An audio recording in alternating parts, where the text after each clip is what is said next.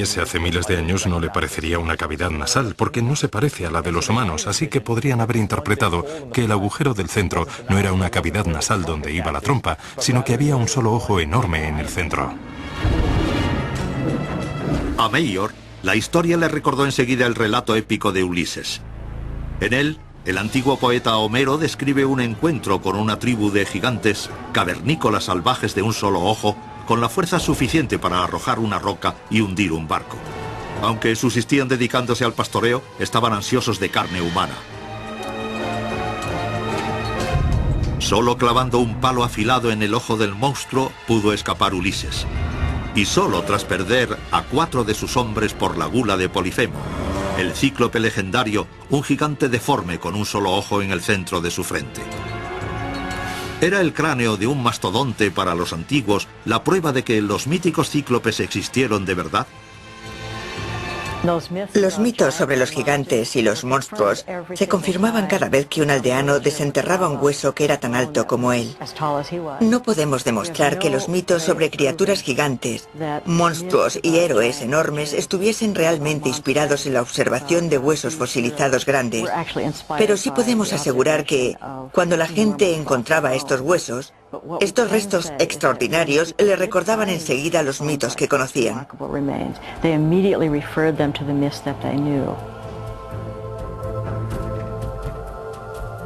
Si se pudiesen encontrar pruebas de que los antiguos en verdad extrajeron y examinaron estos restos gigantes, como sugieren los archivos, le darían crédito a la teoría aparentemente radical de Mayor.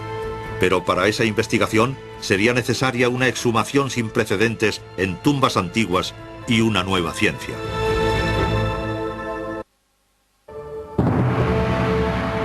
El suelo del Egeo una vez fue rico en amplios depósitos de fósiles prehistóricos, tesoros revelados por los constantes terremotos que rompían la roca en la que yacían. Pero, ¿reconocían los antiguos griegos su valor? La respuesta puede residir en las profecías de los oráculos, mujeres mortales que eran poseídas por los dioses para ver el pasado y el futuro. Los delegados de todas las provincias pedían su consejo.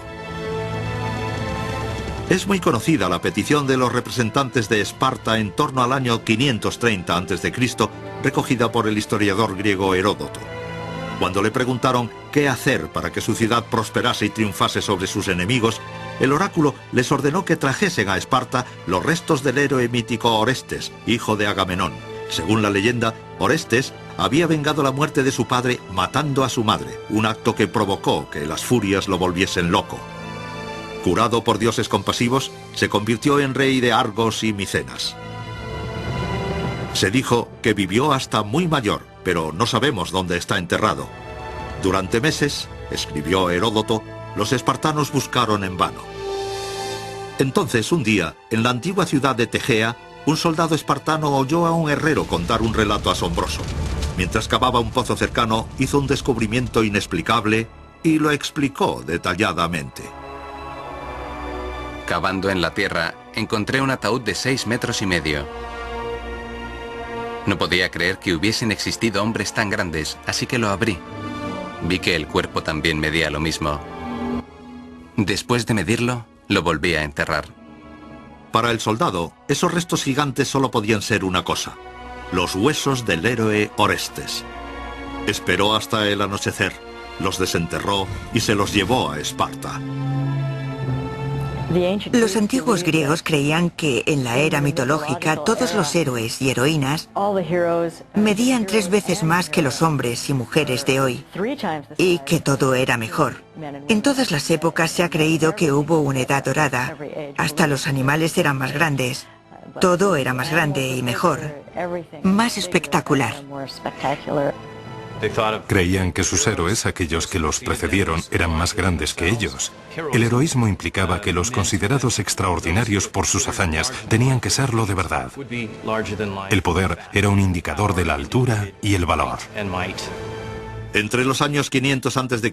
y 400 después de Cristo, cuando el culto a los dioses era más activo, era práctica común volver a enterrar los huesos grandes cada vez que aparecían, dedicando una ceremonia a los restos de los héroes. Los huesos que desenterró el herrero eran posiblemente los restos fosilizados y esparcidos de un mamut del Pleistoceno que los griegos habrían encontrado acomodado y enterrado de nuevo en un ataúd décadas o incluso siglos antes.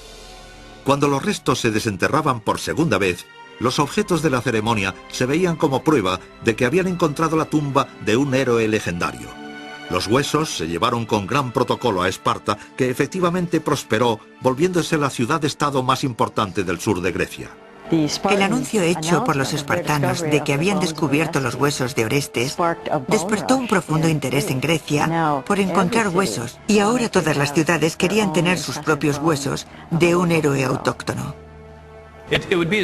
Es como si los huesos de George Washington estuviesen perdidos y de repente alguien encontrase esos huesos, las reliquias de George Washington y otras cosas sobre él, y los trajese y los depositase, pongamos, en la ciudad más importante de nuestro país.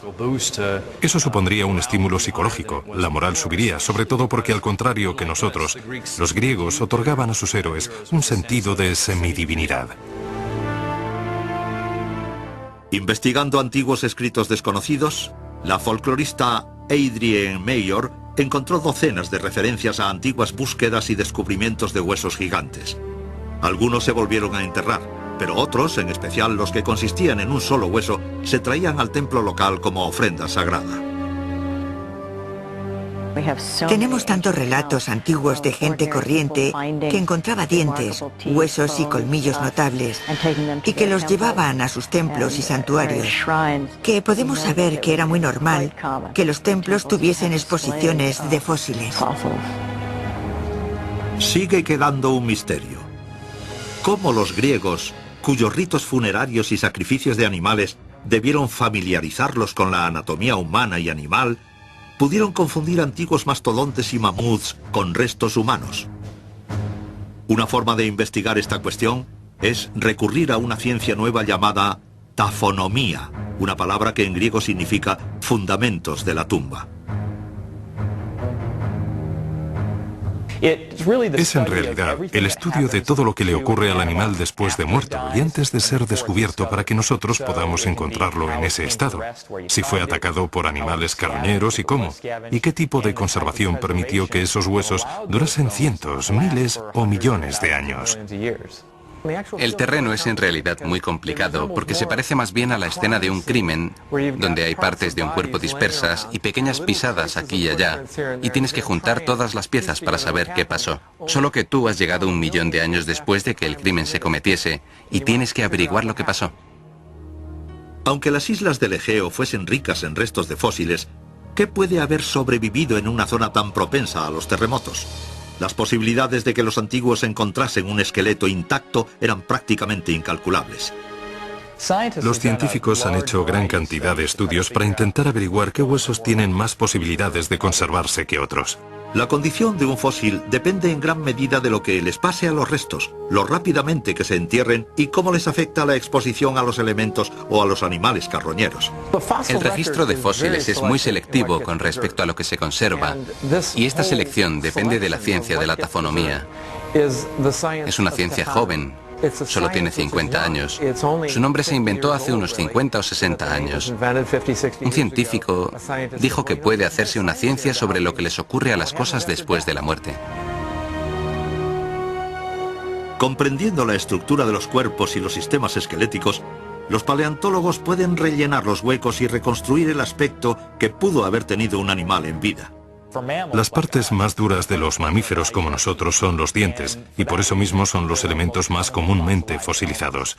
Los huesos largos y grandes tienden a conservarse muy bien, y los más pequeños, como los deditos o las garras, suelen desaparecer con mucha facilidad. Los fósiles de por sí son muy frágiles. Los de algo tan robusto y enorme como un tiranosaurio son en realidad huecos y frágiles.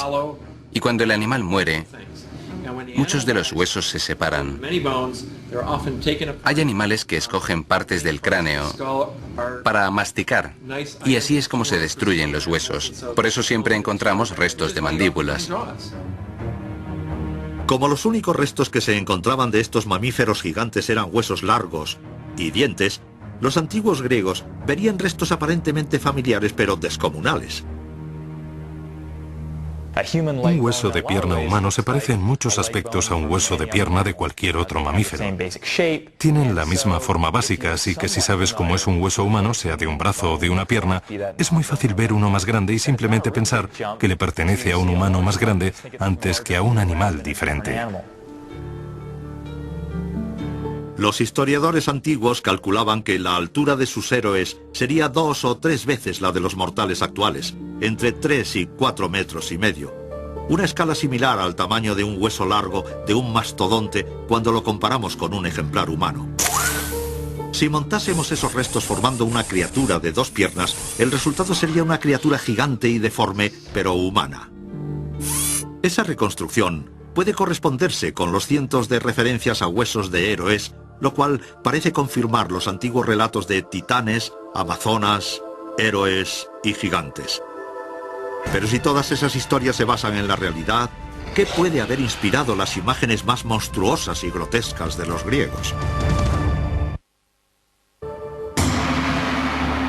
Esparcidos por el Egeo, encontramos ricos depósitos geológicos de las épocas del Mioceno y el Plioceno, un tiempo en el que gigantescos mamíferos prehistóricos recorrían la Tierra. Encerrados entre estas capas de sedimentos, encontramos restos de mastodontes y mamuts, del gigantesco caballo de 3 dedos conocido como Hiparión y del Samotherium, de cuello corto.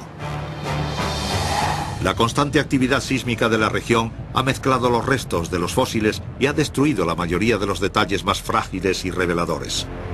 Esto puede explicar por qué tantas de las criaturas mitológicas imaginadas por los griegos son compuestas, mitad hombre, mitad animal. Pero ningún mamífero prehistórico podría confundirse con una de las criaturas más fantásticas y comunes de la mitología griega, el grifo.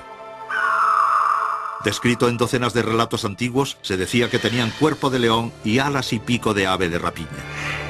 Se los solía representar vigilando oro, pero en una ocasión vigilaron al condenado inmortal Prometeo.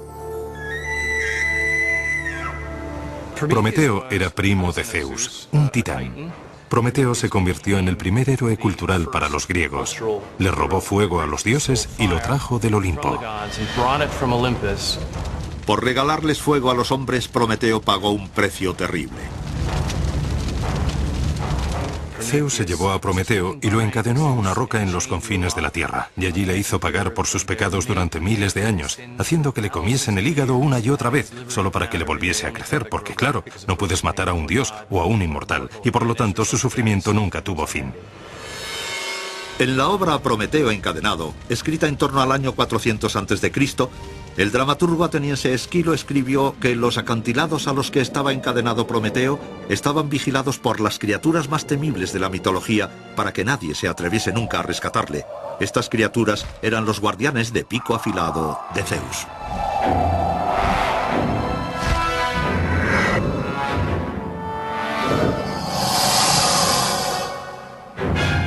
Muchos autores griegos y latinos han escrito sobre los grifos, y según avanzaba el tiempo sabíamos cada vez más sobre su comportamiento y su aspecto. Pronto descubrimos que construían sus nidos en el suelo, que ponían sus huevos en el nido y que vigilaban oro. Los escitas, una tribu nómada del Asia Central, contribuyeron a extender las rutas comerciales de Asia al Egeo en torno al siglo VI. Aunque no tenían lenguaje escrito, eruditos como Aristeas, un viajero griego que visitó las montañas en el año 675 a.C., recogió historias de grifos y participó en su difusión por todo el mundo.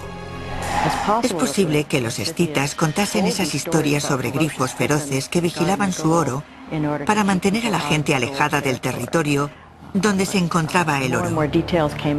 Pero cada vez aparecían más detalles sobre los grifos, siempre los mismos, y sentía mucha curiosidad por saber qué hecho natural pudo haber mantenido la consistencia de esta historia durante más de 1000 años de historias de viajeros. En su búsqueda para descubrir la verdad sobre el grifo, la folclorista Adrienne Mayor volvió sus pasos sobre las antiguas rutas comerciales buscando las posibles fuentes del oro. Mayor encontró pistas en viejos mapas y antiguos nombres de lugares en las rutas de las caravanas que partían del Asia Central. Se centró en el área circundante a las montañas llamadas Altai, un antiguo nombre mongol para el